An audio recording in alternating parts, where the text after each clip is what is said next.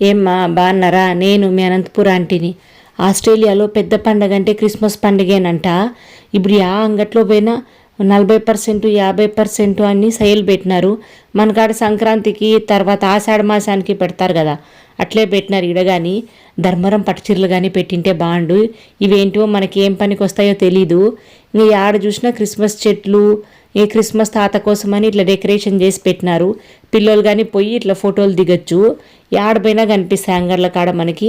కొన్ని కొన్ని చోట్ల అయితే క్రిస్మస్ తాతే వచ్చి పిల్లోళ్ళని కలిసి పిల్లలకు చాక్లెట్లు, ఏమైనా చిన్న చిన్న గిఫ్ట్లు అట్లాంటివి ఇస్తాడంట. ఇదిగో ఇట్లా వచ్చినా చూడండి. అట్లా మొన్న పండగ అయింది, ఏదో దయ్యాల పండగ.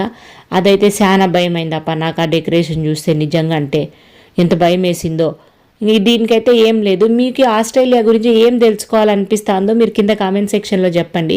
నేను కనుక్కొని మీకు కానీ చెప్తాను. బాయ్.